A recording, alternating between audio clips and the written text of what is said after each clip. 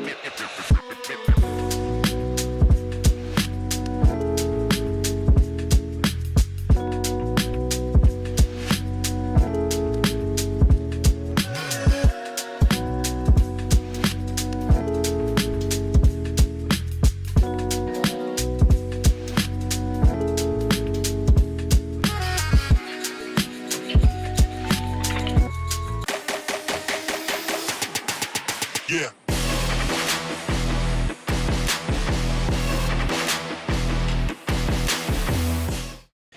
You're listening to the AZ Wildcats podcast, coming to you live from Big 12 Media Day, presented by Circa. Jump on the mic. Circa.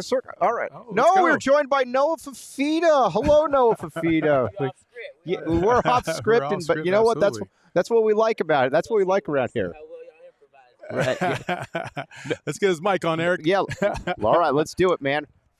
First of all, Les Fifita, if you're out there, I know you might be out there. I enjoy texting back and forth with your father from time to time. Yes, sir. But I want to give you the ultimate compliment. You obviously know Greg Biggins from 24/7 Sports. Greg Biggins, for everybody out there, and he said this on my show 2 years ago, Greg Biggins has seen every West Coast quarterback for the last 35 years, all of them. And I asked him point blank. I said, we were talking about Noah Fifita, and I said, who's the quarterback you need to win a game, one drive, go 99 yards? Without blinking, without saying anything else, he said Noah Fifita. He said, I know what people might say. He says, I don't care. It would be Noah Fifita. It wouldn't be anybody else. This is the most esteemed recruiting guy on the entire West Coast. Have you always just been that dude? Be honest. I give so much credit to Greg Biggins. He's kind of been a supporter since my sophomore year of high school, really. To be honest, my freshman year. Regardless of what was happening, he always supported me, and still to this day, he texts me from time to time. So much love, so much respect to Greg Biggins. There was a fantastic article about you the other day through CBS and how you are in the top 7 nationally in terms of third down percentage efficiency, in terms of pressure efficiency, and then red zone efficiency. Like, again, as you came in last year, it just didn't seem like very much rattled you at all. Where did that come from in terms of your DNA and just being cool under pressure? That's just kind of how my dad raised me. I give a lot of credit to my dad. He did a really good job kind of preparing me for those situations. And even when I was waiting my turn, he made sure I stayed prepared so that when my time came, I was ready. But so my dad and my preparation a lot, but also just kind of the people around me, my coaches and my teammates, they put me in a lot of positions to succeed. Kind of the play call, from the play calls to, I guess when you're in third down and red zone and you need a play to be made, it comes down to personnel. And when you have Jacob Cowing and T-Mac and Tanner McLaughlin and then Mike Wiley and Jonah Coleman, I mean, it makes my job easy. My job is literally just to give them the ball and let them do what they do. So much credit to the people around me. All right, talk about the Stanford game. You go in there, Arizona's in a kind of a back-and-forth game. You go in there, Jaden DeLora gets a little bit of an injury, march him right down the field, get the touchdown, salt the game away. From an outsider's perspective, that you made easy work of all that, and with your first real game action, was that when you stepped on there? Was it just like, I'm ready for this? Yeah, I mean, I mean that's kind of the moment I was dreaming of and preparing for it. And I hate the way it went down because I never want to see anybody, but especially like Jaden, one of my boys like Jaden, go down the way he did. But I mean, it goes from concern to now this is what you're dreaming of, and now you got to take advantage of the opportunity. So kind of going on the field and just having fun, playing the way I played my whole life, getting the ball to my receivers, letting them once again do what they do. Jacob Cowing, DJ Williams finished off the drive. So once again, the people around me made my job so easy. We talk about all the great things, obviously. So I'm gonna put you on the spot a little bit with something. What was a moment last year that you wish you could just get back? Like it just didn't work out. But USC. Yeah. I knew 100%. You were gonna say that. USC. And everybody want to talk about Coach Fish's play call in overtime. We would have never been in that situation. I loved it. I loved it. It would have never been. We would have never been in that situation if I don't throw the interception in the second quarter when we were up 17-0. They finally make a big play on offense, and then we get a fumble, and then I throw a pick to the 3-yard line. So that play, and then the play I made in second overtime, the 2-point conversion to Cowing where I underthrew him, that play still haunts me to this day. Yeah. When you look at some of your games where, because so many of your games were just awesome games, but there were even games too, like Colorado. A lot of people were like, man, that was Noah's first real freshman game. And you still came back and won. I mean, was it your freshman year? And I know you had a lot of talent, but let's be honest here. The same stage, you still have to be able to deliver the ball. Was it as easy as it looked on film? Because you never break sweat, you never look rattled, you never lose your cool, or was this just something that you and your pops have been planning for a long time? Now, this is something that me and my father been playing for a while, but I mean, no, it wasn't easy all the time. There was times it was tough. Colorado is probably the best example of that. And to be honest, the guy that got me through the Colorado game and kind of helped me reset was Jaden Delora. Coming off, played really bad the first 2 drives, came off, and Jaden's kind of the one that settled me down and helped me relax. And then obviously being able to lean on Jonah Coleman in the run game is special. I think he averaged 17 yards a carry that game. So it's like when you're doing that, it makes a quarterback job really easy. So, I mean, it wasn't all sunshine and rainbows, but I'm extremely blessed to have the people that I had. I know we talk about just the transition between Fish and obviously Coach Brennan and how that all went down a million times. But what we don't really talk about too much is, what kind of conversations were you having with your family? In conjunction with all the other players that you're really close with and their families, and how much of a part of your decision did they play in you coming back? There was a lot of conversations with my family, obviously. Obviously, my dad, talking to my dad a lot, and then I probably spent the whole week with T-Mac that week, and then we had player-run meetings with Coach Brennan. So I was kind of trying to talk to everybody that I could talk to, and my family, they allowed it to be my decision, and they gave me obviously their advice and what they thought. But at the end of the day, they allowed it to be my decision, and we made it as a team. You guys announced you were coming back without an OC even being hired technically yet. That's a real leap of faith right there. What just talk about, I mean, Brent Brennan and the players, that must have really sold you, because a lot of people are going to say, well, I at least want to see what the OC is, and you guys jumped right back in. Well, we didn't really want to wait. We wanted to make it official. We wanted to reassure the Tucson community, but also, more importantly, to just kind of solidify our roster to try to see if we announce we're staying, what guys can we keep. And to be honest, it wasn't about the offensive coordinator. It wasn't about the scheme. We believe that obviously Coach Babers is fantastic, and Coach Fish was fantastic last year, so scheme plays a big part in it. But at the end of the day, the players are the ones on the field having to make plays. So for us, it was always, do we believe in the head coach? And we did. Big time. We believed in him from the moment we met him. And then the second thing was, can we keep our core guys? And once we answered those 2 questions, regardless of who the offensive coordinator was, we were excited to stay. Outside of like Oregon and maybe Washington, there wasn't very many schools in the Pac-12 that just packed the stadium week in, week out, right? It's a different brand when you come over to the Big 12, and 6 of the teams 100% capacity all last season. What's it going to feel like when you're driving through cornfields and pastures, and all of a sudden the stadium pops up out of nowhere and there's 67,000 people just going crazy? I didn't really. I mean, when you said that, I kind of started thinking of Washington State last year. That stadium popped out of nowhere. But I mean, it's gonna be awesome being able to play in a new conference. We know that some really good teams, obviously, but the environments we're going to play in are great. We have 5 away games, obviously, and all 5 games are going to be probably sold-out crowds, from Kansas State and Utah in week 3 and 4, and then we go to UCF for the space game, and then TCU and BYU show out regardless of how their team's doing. So we know that great opponents, great atmospheres, and then obviously probably what we're looking forward to most is our 7 home games at Arizona Stadium. We know our guys are going to show out. Zona Zoo, all of our fans and alumni are going to pack the stadium. So we're looking forward to it.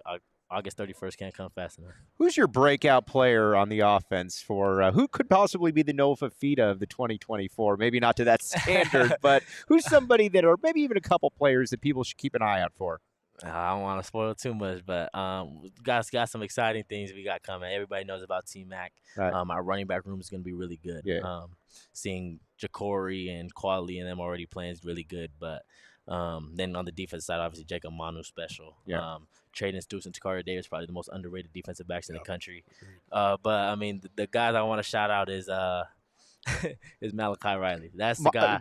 That's the guy who I'm looking forward to. Calm down, Mike. But, calm down. I mean, you can even go deeper. Our receiver room is so deep this year, and people don't even really realize it, but fall camp is gonna be really fun. From T-Mac to Malachi Riley, Montana, Ray Mello and Jeremiah Patterson just transferred in. They look really good. Rex Haynes, AJ Jones, Chris Hunter had a really good spring. So you can go down the list. Brandon Phelps is special. He has a little swag to him. I love watching him play. So our receiver room is extremely good. I just want to say this is going to be my last thing before you take off. But I've been around U of A for my whole life. I've been a big fan. But what you guys did this year was really special because especially in today's day and age with the NIL, the constant movement of people, you just don't see athletes and players stay as a family and stick together like you guys did. And I just want to commend you and T-Mac and the whole group, Jacob. You guys did a phenomenal job, and this community really rallies behind you.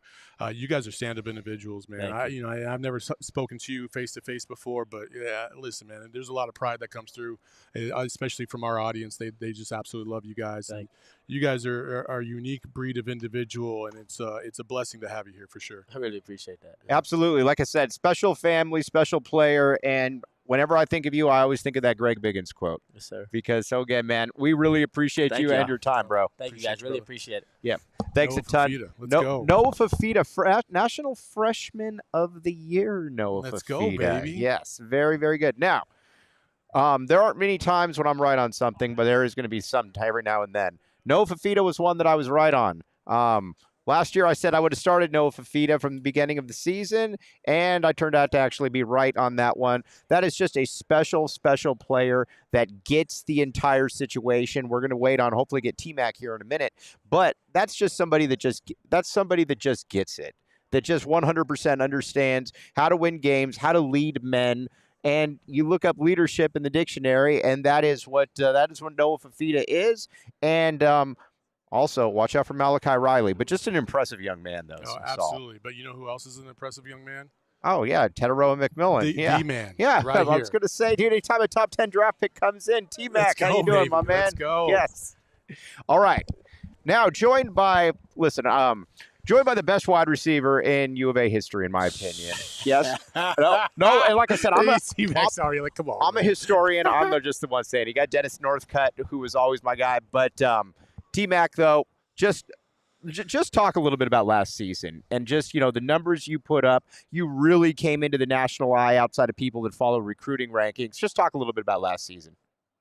As far as me personally? Yeah. I mean, the numbers is great and all, but me personally, I feel like I could have done a lot better. There's always room for improvement, and I felt my season, although it wasn't to the nation, to me it was really average. Right. And I'm really looking forward to exceeding those expectations and exceeding the previous year that I had, and just really blowing out all I did. And right. It's funny that you said best receiver, but right now I got to give the credit to Coach Bobby Wade. Okay, Bobby's on that short list for sure. Yeah, no, he's the best Arizona receiver ever currently right now. Like I told him my first ever meeting with him. I said get comfortable being second. Oh, I love it. I love it. Yeah, no. You said you had an average season last year? You feel like that? I feel like that. Wow. Yeah. Because, I mean, obviously on what we see on TV is it's like, no, you were second to none almost. You know what I mean? So what about your game did you feel like you can improve, and what have you worked on over the offseason then? Man, just my everything really. Just I already just being able to run every route on the route tree. I already have an advantage at 6'4". I'm bigger than the average receiver, and it's only gonna boost my draft stock if I can run every route on the route tree. And last year, just watching Jacob County and what he did, and how small he was, and how agile, and how good he was in and out the breaks. That's how I want to be as a big receiver. So me being able to do everything that Jacob County can do, and many other small receivers, that's only going to boost my draft stock and make me better. On top of that, real quick, obviously you're working out with the guys in Tucson and your coaches and stuff like that. Have you been going external at all and working out with any like other NFL receivers or any other training programs or anything like that? No, I've never been the guy to train with anybody else, man. Okay. I train within my team, and I trust in my receivers coach and Coach Cummings from last year, and now Coach Bobby Wade, and they're a big testament of my successes. All right, how's the foot? We got to know how the foot is doing. Man, it's wonderful. All right, that's all we needed See to him hear. walking around here with I just got to ask. Man. I just got to ask. Come on, just Mike. got to make Don't sure put I'm a man on the spot like that. All right, T-Mac. The one thing, well, amongst many things that stands out, you are one of the best jump ball wide receivers I have ever seen, and it can be a game like Mississippi State where you don't hear from a ton, and then, oh, by the way, at the end of you're catching a Hail Mary. Take us through that process, because if there's three people there, you're probably coming down with it. I mean, your hands are extraordinary, obviously, but your depth perception is second to none as well. Just kind of take us through those, because you always catch them. Nah, I don't know about always. We always lose sometimes. Everybody loses, but most of my gifts is all God given. Everything I do is because of the gifts that God has given me. But when I see the ball, I get ball. I tell everybody at the end of the day, my job as a receiver is to catch the ball, and if I can't do it, then what am I playing receiver for? Right.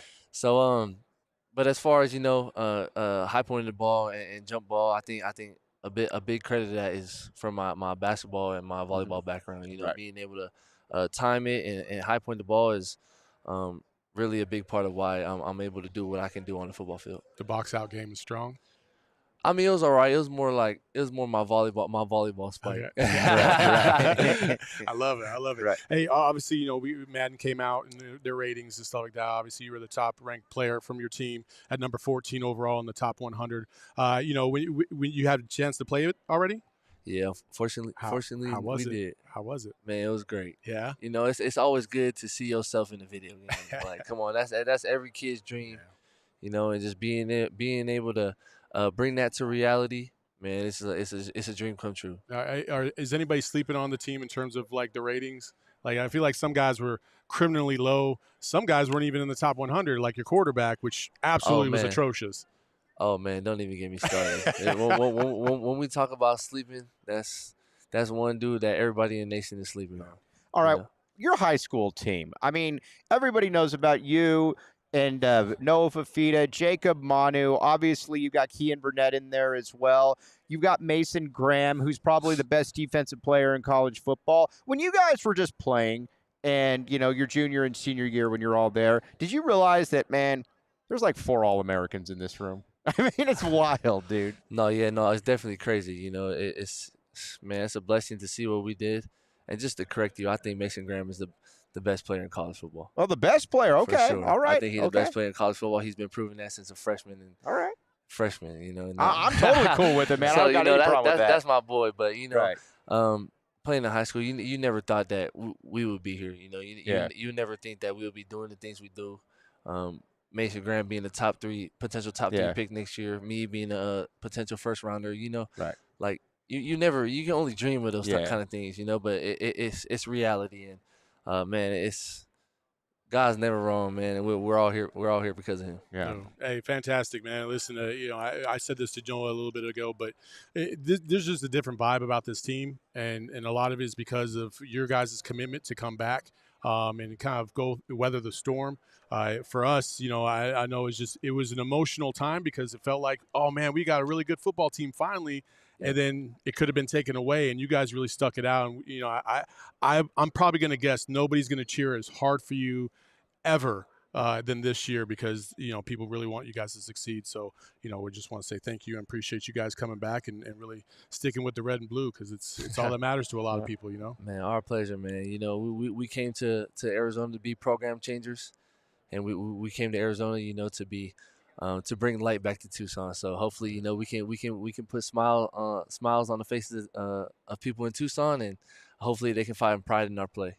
I love it. He's the great Tetairoa McMillan. Absolutely. T-Mac, you don't want to call yourself the best wide receiver yet. That's for nerds like me to do. I just called you that. But again, really appreciate you, my guy. It means a ton. Thank you for having me. Appreciate you, man. Absolutely. The vaunted T-Mac right there, the best jump ball threat in America. Yes. Appreciate you, buddy. Yeah. Again, fantastic, man. It's just a unique, like I said, you always hear people, and it's kind of a cliche, and I think it becomes kind of, played out over time when someone's like, oh, well, they're a better person than they are a player. You hear that all the time.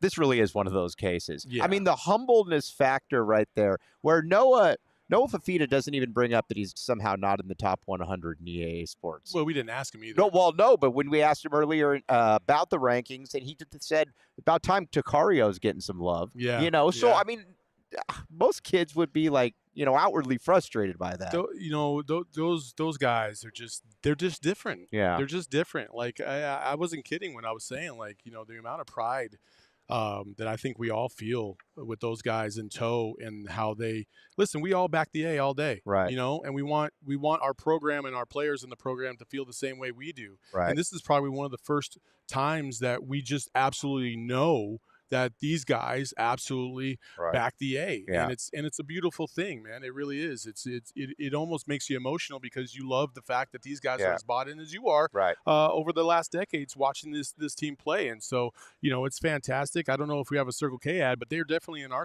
inner circle. They are in our inner circle. We do have a Circle K ad, and that is called a tease. But first, let's also talk about something that's equally cool. Shady Rays. Oh yeah, love Shady Okay, Rays. now listen. Saul Bookman has a lot of style to his game. That is not the Shady Rays, my friend. Shady Rays. But here's what I like about Shady Rays. They look really, really cool on you. And I think the great part about it, 35% off polarized sunglasses, Saul Bookman. This is a very good deal. It's a fantastic deal. And if you're in the Kierland Commons area, you can actually go to the Shady Rays store and look at the glasses yourself in person, and they'll still honor that code in person. Or you could just order them online, take a gamble, and if you don't like it, you can send them right back and exchange them for something else.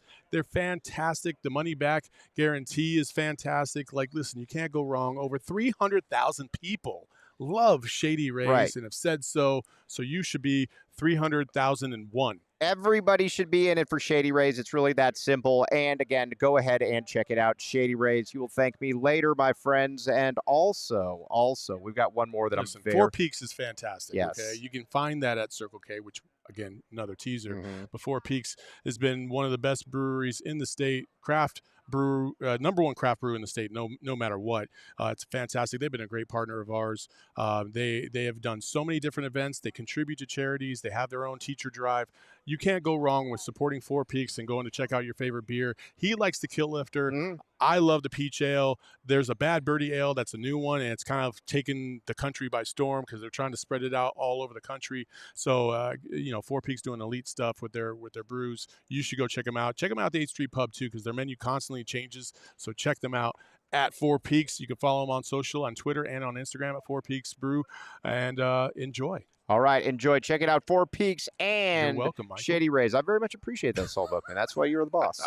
Now, let's get back to, all right, so we're talking about these players. Now, let's talk about the coach that made all of this really happen. And let's be honest here. I think now it's easy to look back and say, oh, well, you know, it's always a loyal group of kids. They were going to, it still had to be the right person. Because you as a father, I mean, your son played. Even if your kid is loyal or something to a school, if you're not impressed by the coach, and, you know, your kid asks for your advice, like, let's be honest, they did ask. You're probably going to say, Brent Brennan obviously checked off every single box in that re-recruitment. He really did. I don't know what he said. You know, he was talking about they had multiple, you know, sessions where, so I guess like they had one session that was 2 hours where, you know, Noah kind of arranged a team meeting over at Brennan's house. They met for 2 hours.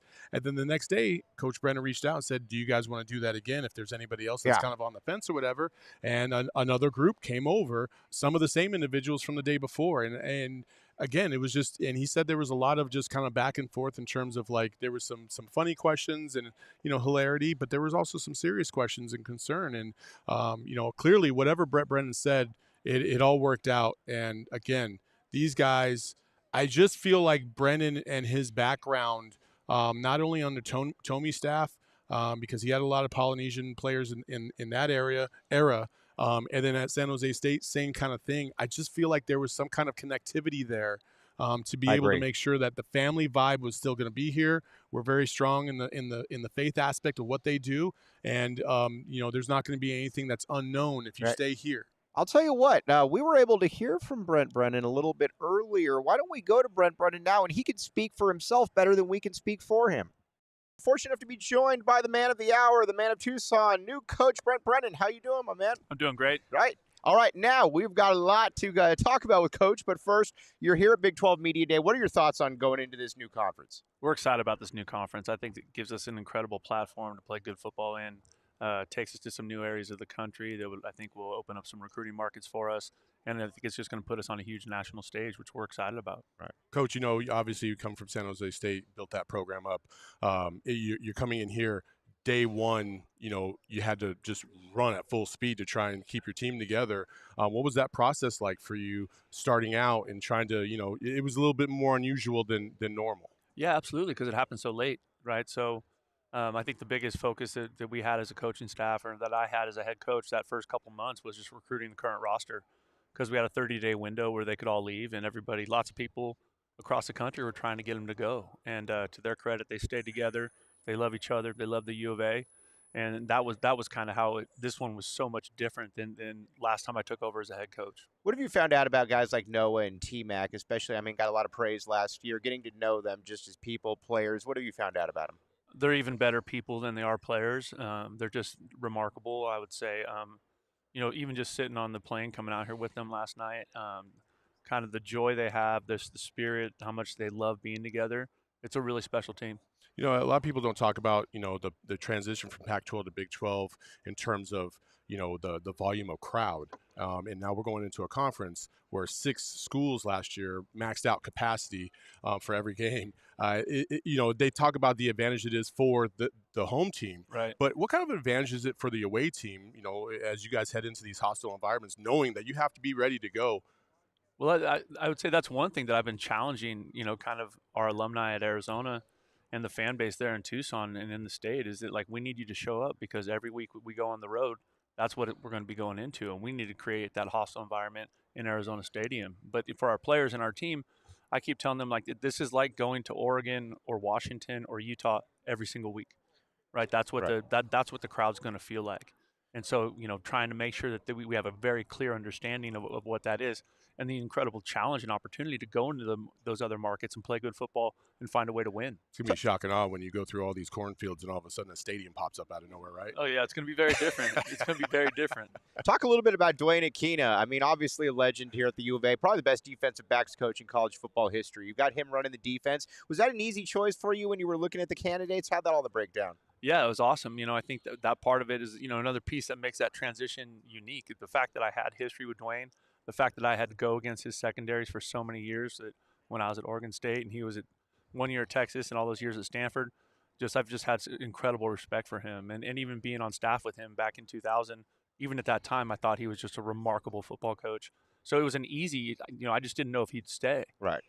And then him choosing to stay, along with a host of other things, was really impactful and helping us keep the roster together. When you talk about your history with the U of A, how much easier is it for you to be able to pitch recruits, knowing that you've been around this campus, you've been around this school forever, as opposed to when you first took the job at San Jose State, for instance? Well, actually, the things were a little bit similar, because I'd been at San Jose State as an assistant coach, and I grew up in that area. So, I do think it helps having history at the school and believing in the school, just as, primarily as an academic institution, and then also what the athletics program and our coaching staff and how we do things can benefit people. So that's kind of where we start. And I think it gives us a chance to recruit high quality players who are also outstanding people. Now fortunate enough to be joined by all-conference linebacker Jacob Manu. Hello, Jacob. How are you doing, buddy? Good. All right, now I'm going to go straight to it. Dwayne Aquina said that he considers you kind of the quarterback of the defense, at marrying all levels together. What's it been like, with Dwayne as the DC, coming back with a huge responsibility, coming off a massive sophomore season? What's all going on in Jacob Manu's mind? I'm just trying to lead my team, do the best I can, learn everybody's positions, and just lead our team in the right direction, and make sure everybody that is staying on track, leading the new guys, bringing them in, and make sure they feel at home. What have you been working on personally in the off season in terms of strengths, weaknesses, things that you like to shore up? I'll say getting out blocks and just conditioning and running side to side. Is it just like technique stuff, like on the field when you're talking about getting off blocks? Is it strength? Is it a little bit of both? Both. Yeah. I'll say a little bit both. How many days a week are you in the weight room? We're in the weight room every day. Every day? Yeah, we have Wednesday off. So regen, yeah. 6 out of 7 days? Yeah, even Saturday. Wow. No, actually, we have Sunday off. Okay. all Wednesday right. and Sunday off. Yeah. Talk a little bit about your progression last year, because one thing, you were always a tackle machine, but you also lived in the backfield. 6 sacks, a ton of tackles for loss. Going into last season, did you think, I mean, those are gaudy numbers from a linebacker. Did you have an idea that you were going to be in the backfield a little bit more? Yeah, kind of. That was something that me and AVH went over. Like he said, I gotta get more tackles in the backfield, Right, and it's something I kind of emphasis on. And all season, it's kind of something I worked on, right, and it ended up showing out good for me. right. What's your alter ego's name? Because listen, Mhm. Jacob, you are a nice, quiet, mild-mannered individual right now, but on the field, something happens, and it's not the same person I'm looking at right now. Nah, yeah. All the boys call me Nuku. Sometimes they'll like joke around, and be like, "Oh, you acting like Jacob." Right. With Nuku, I miss Nuku, bro. Right. So is Nuku the calm guy or the crazy guy? Yeah, Nuku, yeah, kind of the crazy one. Okay. Yeah. Right. Now, instinctively, I just brought up Greg Biggins a couple people ago, obviously with Noah Fifita, who always told me that he thought that Noah was the one quarterback he's ever seen in 30-plus years that could lead a team right down the field. The other one that he always talked about was you as well. And this is towards the end of the recruiting class, obviously, when you were put in there. And he says, listen, his instincts are as good as I've ever seen. He said he is somebody that if he gets the opportunity, he's going to make a lot of teams feel really bad about it. And, going in there, has this played out kind of like the way that you knew it could play out? Yeah, that was kind of a mission for me. Yeah. Playing against especially all the Pac-12 teams that I wanted to go to. Yeah. I wanted to make sure that they kind of felt me and kind of regretted not taking the chance on me. Right, right. What's the number one place you look forward to playing this year in the new conference? There's a couple of places. I'll say Kansas State, UCF, and BYU. Okay. And Utah, obviously, Yeah. just because of the atmospheres. Okay. Yeah. Everybody keeps saying UCF. I didn't realize UCF Yeah, I was gonna say, was man, lit they- like they- that. they- right. Because Gunner was talking about UCF, like he was like, "Man, I can't wait to play in that game." I'm like, "Really? That game?" Yeah, they said it's a space game. It's gonna be sold out, so Yeah. we'll see. I think they're all going to be wearing white that game. Yeah, it'll be fun. All right, let's talk a little bit about the linebacker level and then the DBs. You got a lot of experience returning. Obviously, you got you at that linebacker level, and then you also got Tetairoa, Traden. You've got the 3 safeties. There's a lot of experience on kind of the backhand of that defense as well. Yeah, I feel like our back seven is really legit. Probably one of the best in the country, just because of our chemistry and how close we are. Right. I mean, sometimes on the field, we don't really have to talk to each other because Right. we already know what we're doing. Right. Go ahead. What is Coach Aquino? What has he said? What does he need from junior year Jacob Manu? Just me to step up, and he needs me to talk to him. Him being the defensive coordinator, he's gonna give me some chances to take the shots and call some shots on my own. So he always says he can't call a perfect play. Right. We gotta execute. Right.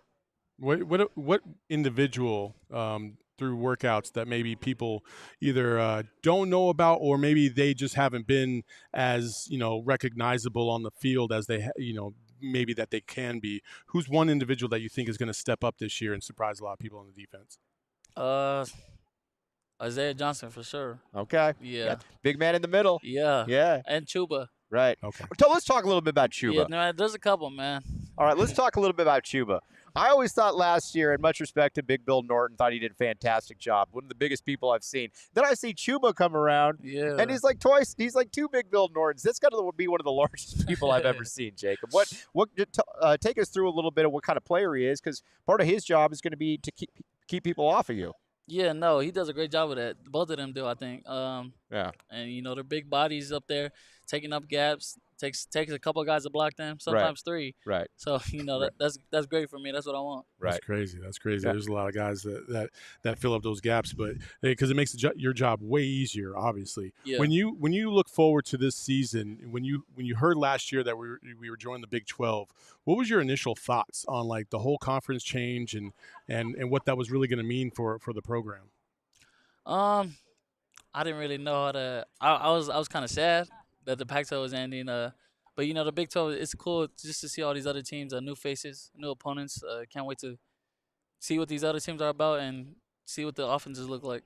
You know, a lot of people give credit to obviously Noah and T-Mac because they're they're the faces kind of the franchise, but you are as well. And when we talk about the future of this program, it ends and starts with you guys. And they always credit you so much about your involvement in trying to keep this thing together through that whole process. How tight has this team become because of what you guys have just gone through? Yeah, I feel like that made us. I definitely feel like that made us closer. Just us having to go through that all together. A lot of people were going through different things. Everybody kind of had. We had a team meeting with just the players. People let out some emotions. That's what made us closer. I feel like, and I feel like that's why we're a great team. Right. Now, just let's talk a little bit about that D-line thing, because you got some question marks there because you obviously lost some players as well. Talk a little bit, what are we going to see? Are we going to see more Ty coming off the edge this year? Are we going to see some Trey Smith as well stepping in there? What are we going to see from those edges? Yeah, Ty's a guy you can move all over the line. Yeah. He's going to be on the edge. You can move inside, 3-tech, Right. all that. Trey, he's a beast. He got a motor. Don't stop. Keep it going. That's another guy to look out for. Right. All right. Well, awesome. Yeah, Jacob, we appreciate your time. Very much appreciate it. All conference linebacker Jacob Manu. Appreciate it. I appreciate it. Good luck. Appreciate you, buddy. That was the time. Jacob Manu right there. Yeah, getting everybody in here. We're getting all the all-stars in I here. I think that's everybody. To be yeah, honest, I think that is. Now let's. All right, listen. Another guy that is just. Let's be honest here. I mean, that's a second to none individual. And what's wild about Jacob Manu as well is that he just. I mean, some guys were just born to kind of play football, and he was just kind of born to play football because, it's not kind of the LeVar Arrington thing where you just look at it and you're like, oh, that's 100%, good to go. That was that's who that dude is right there, man. Listen, so there's this guy I used to play with back in the day. His name's KP, and we played basketball together.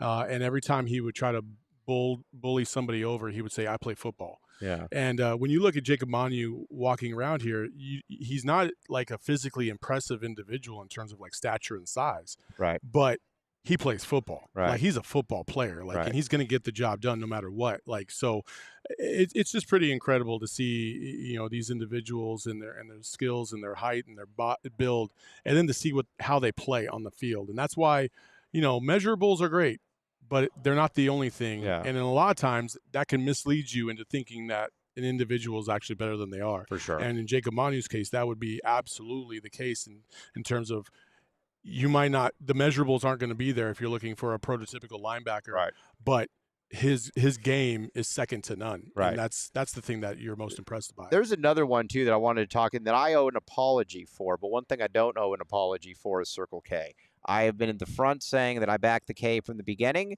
Then I like the Circle K that you told me to go to. I think it was in Goodyear.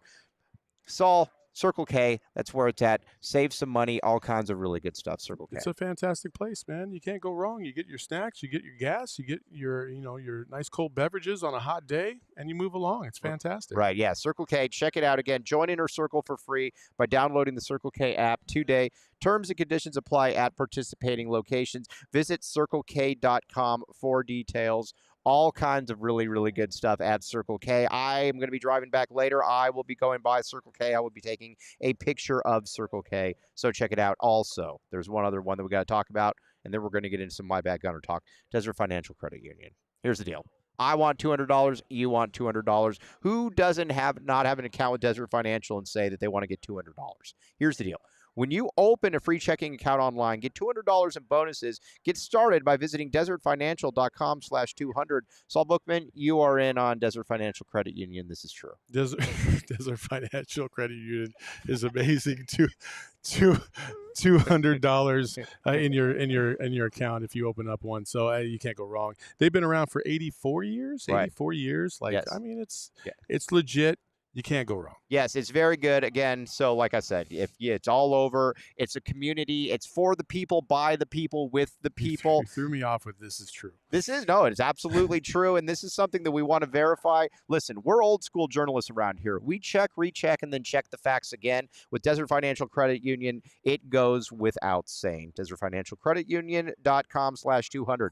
There's a lot of, what do you say? There was a lot of redemption for you There was. No, there was. There was a lot of redemption, a little soul cleansing for you today. There was. I had to exercise some demons. People are asking, where's the my bad gunner? You know what? Sometimes, Saul, you got to bring the big dog Saul Bookman in to pave the way for you to atone for your past transgressions. That's exactly what happened earlier. We're now joined by one of the leaders of the entire 2024 Arizona football team, the great Gunnar Maldonado. Now, Gunnar, I have to apologize You're to damn you. right he does, because he got slandered too much last year for our liking. I apologize. Now, we put it out on Twitter many, many times. The hashtag MyBadGunner movement is in full effect. Gunnar, you are much better, and you are absolutely fantastic. You were a huge part of what Arizona did last year, and I salute emoji you, my friend. I appreciate that, bro. Yeah. Now, Saul. Listen, Gunnar had a fantastic season last year. You know, obviously, you ended up the season really, really strong. With that, capped off with that performance in the Alamo Bowl. What changed about midway through the year? It looked like, you know, maybe at the beginning of the year it wasn't as clean as you would like it, but then towards the end of the year you really put it together. I think just sticking to the plan, trusting my coaching. But I think at the same time, you know, things happen in the game, and you just gotta play the next play. And I think that's something I had to learn early on in the year, and I think I did better at that in the second half. But yeah, just trusting my coaches, trusting my teammates, and just not trying to do too much, just letting it come to me. When you talk about trust, Dwayne Aquina obviously staying on staff, how big is that for you as your development continues to grow? Yeah, no, that's huge. I feel like I've developed like tenfold just in the time he's been here, you know, in terms of like my other years of college. So in terms of like my development, he's a huge key, and I just learned so much about football, you know, from him. So I'm just continuing to learn and grow. Can you talk about the synergy with all the safeties? I mean, you got two really good ones that you're flanked by as well, obviously, in Genesis Smith, Dalton Johnson. But just talk about the three, like the camaraderie that you three all have. You all announced you were coming back together. You're, you know, three of the best players on the defense. Talk about that a little bit. Yeah, so me, Stooks, and Dalton, and Genesis, really, we're really close. Even off the field, we're really close. So, you know, when the whole situation happens, we were kind of having those discussions amongst each other, you know, because we kind of wanted to stay together. And at the end of the day, you know, talking with Noah and T-Mag and Manu and all those guys, you know, Arizona is right at home for us. And we didn't want to go nowhere else. And we love Tucson. We love the university. We love, you know, the people who support us. And so we wanted to show that. So. You have a big opportunity to experience some new environments in the Big 12.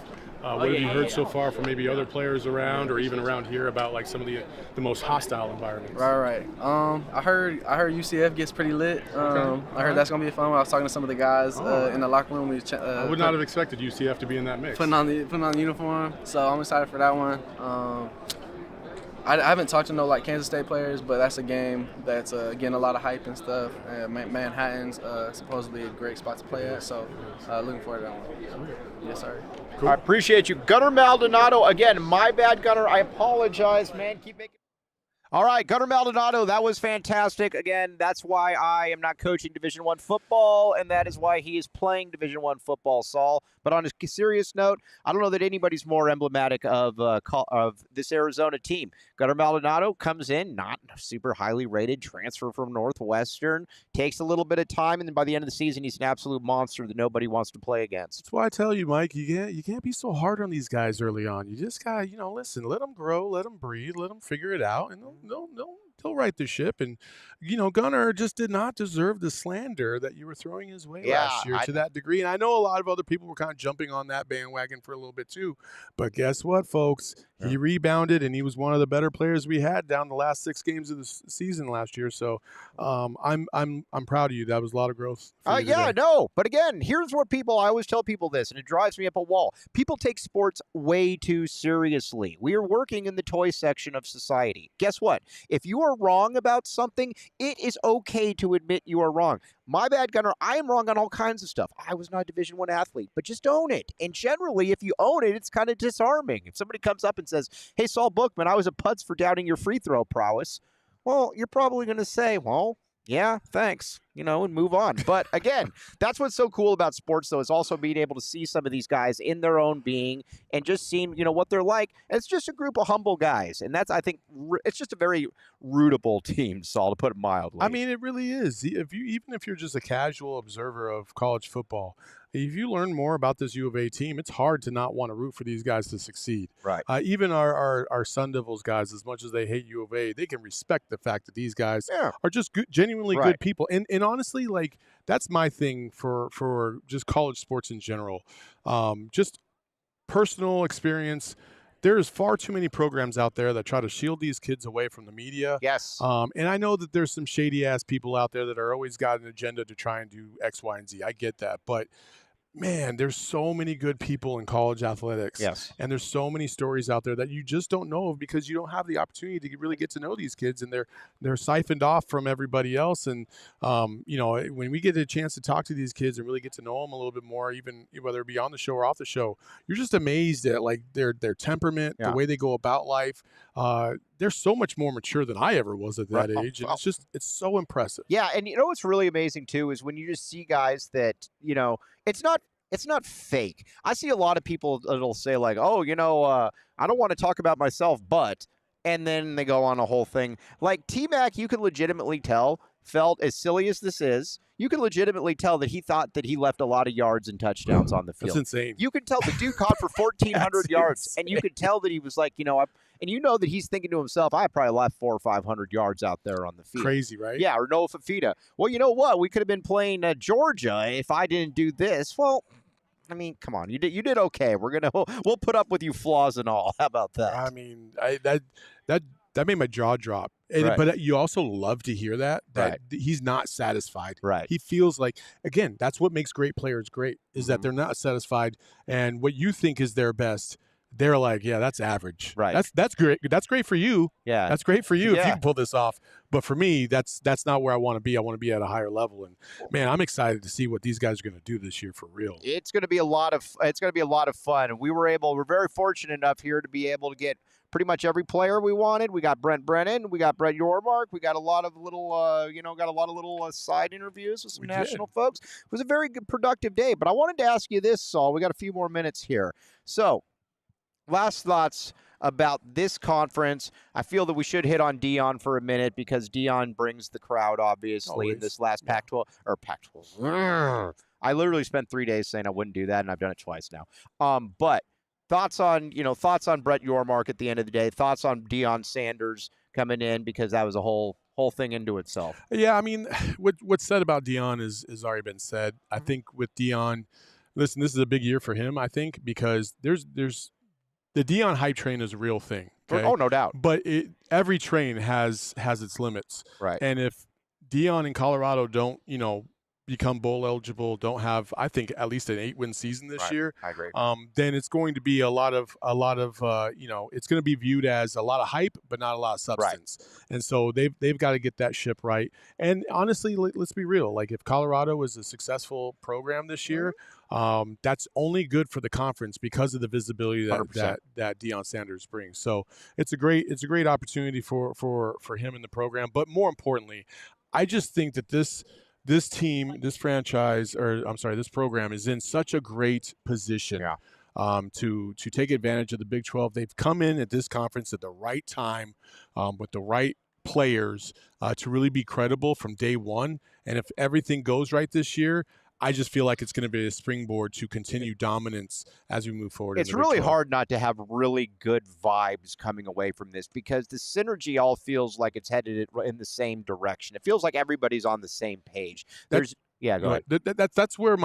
That's where I almost want to pump the brakes, but I keep telling myself, you know what? It's okay to feel optimistic, because think about it. As Arizona sports fans, and I know Eric can contest to this, how many times have we been like, oh man, this is the season, or this is going to be such a great year, only to get our junk just absolutely kicked. You know what I mean? And so I'm hoping the thing that I can always lean back on is, whether it works out or not, I just know that I'm happy to be able to support guys like Jacob Manu, Noah Fifita, and T-Mac. And it's going to be a very enticing product put out on the field as well. I'm just saying, when it comes to expectations and stuff, like, as an Arizona sports fan, you want to have like no PTSD, but then it feels so sweet when you do feel that way about a team, and then they end up like exceeding your expectations, right? Exactly. So like that's kind of that double-edged sword with it. It's been a long while since those days, though. You know what? To use one of my favorite terms, I think we deserve a little bit of sustained success around here. But these players deserve it even more.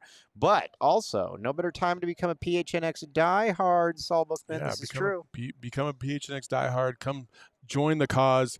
We put a bunch of stuff in the Discord today, some behind-the-scenes stuff. Mike's been working the scenes out here. I've been working the scenes out here. It's been fantastic. The only kind of coverage you're going to get is right here with us.